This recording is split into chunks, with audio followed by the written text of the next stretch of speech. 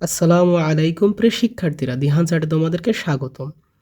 আজ আমি তোমাদের নবম শ্রেণীর পরিমাপে ত্রিকোণমিতি এই অধ্যায়ের 146 পৃষ্ঠার 5 নংয়ে যেটি দেওয়া আছে এই বিষয়ে আলোচনা করব। একটু মনোযোগ সহকারে দেখলে খুব সহজে বুঝতে পারবে। এই অধ্যায়ের জন্য কিন্তু প্লেলিস্ট তৈরি করা আছে, তোমরা প্রত্যেকটি ক্লাস ওই প্লেলিস্টে গিয়ে তোমরা দেখতে পারবে। তো চলো আমরা দেখি বিভিন্ন কোণের সাপেক্ষে ত্রিকোণমিতিক অনুপাতের মান। আমরা অনুপাত কয়টি জানি যে 6টি। একটি সমকোণী ত্রিভুজ ব্যবহার করে আমরা 6টি অনুপাত তৈরি করতে পারি।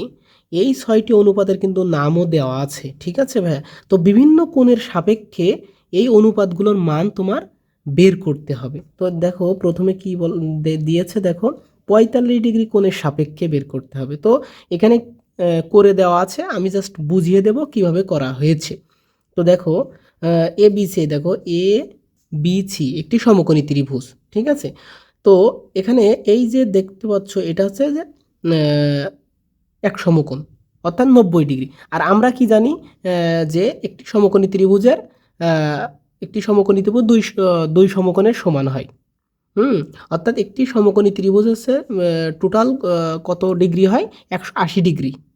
তো এটা যেহেতু এক সমকোণ অর্থাৎ 90 ডিগ্রি, তাহলে বোঝা যাচ্ছে যে বাকি যে দুইটি আছে সেইটি আছে যে দুইটা মিলে আমাদের 90 ডিগ্রি হবে। তো দেখো এখানে দেখো বি কোণ সমস্যা এক সমকোণ অর্থাৎ 90 ডিগ্রি।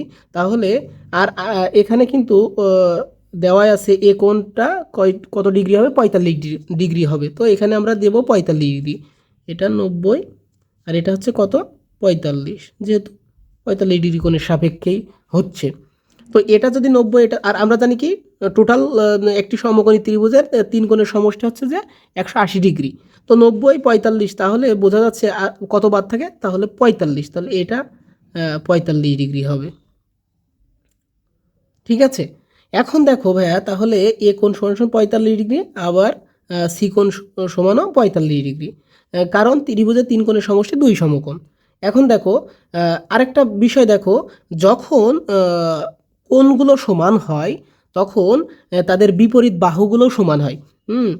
এর বিপরীত বাহু আর এই কোণের বিপরীত বাহু, এই দুইটা তোমার সমান হবে, ঠিক আছে ভাইয়া? তো তাহলে আমরা কি বলতে পারি, এবি সমান সমান এসি বলতে পারি। অর্থাৎ দেখো এখানে সাইড নোট দেওয়া আছে, ত্রিভুজের সমান সমান কোণের বিপরীত বাহুগুলো পরস্পর সমান হয়। এখন দেখো তাহলে এ বি, আর আমরা ধরবো যে এ বি এর একটা মান দেব এ। তাহলে এ বি যদি এ হয় তাহলে বিসি সমান, যেহেতু তাহলে একই নাম হবে এ। তাহলে দেখো A B equals to BC equals to A. এখন দেখো এই পেজে আসি। এখন আমরা পিথাগোরাসের উপপাদ্যটি ব্যবহার করব। তো আমরা কি জানি, অতিভুজ স্কয়ার ইকুয়ালস টু লম্ব স্কয়ার যোগ ভূমি স্কয়ার। হ্যাঁ, তো দেখো এই যে অতিভুজ এসি, দেখো ওই ওই ওই যে সমকোণী ত্রিভুজ ওটা অতিভুজ আছে এসি। এখন দেখো আমরা এ বি আর বিসির মান তো এ জানি এ, তাহলে এ স্কয়ার আছে স্কয়ার স্কয়ার, তো এই দুইটা যোগফলের 2 এ স্কয়ার।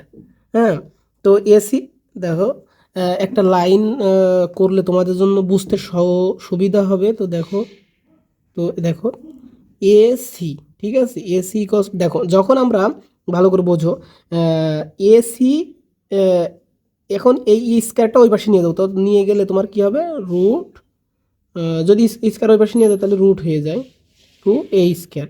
যখন দেখো ভাইয়া এখন অতএব আমরা কি এসি ইকুয়ালস টু, দেখো এই যে স্কয়ার আছে এরপরে এই স্কয়ার আর রুটে কেটে যাচ্ছে, তখন আর এরপর আর স্কয়ার রুট থাকবে না।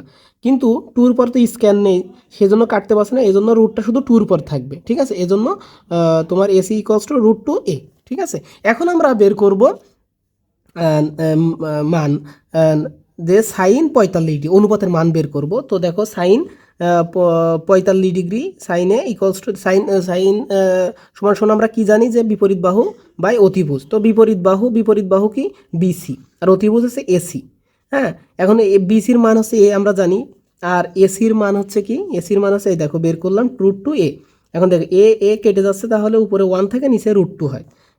একইভাবে দেখো কস 45 ডিগ্রি, কজের কি জানি আমরা, সন্নিহিত বাহু অতিভুজ, সন্নিহিত বাহু বি এ বি। তো এ বি বাই এসি, অতিভুজ এসি, তাই এ বির মানও তো এ। এটাও কিন্তু দেখো এ কেটে যাচ্ছে 1/√2, টু। তাহলে আমরা সাইন সমানও আমরা কি পেলাম 1/√2, আর কজও পেলাম আছে cos45 পেলাম আছে 1/√2।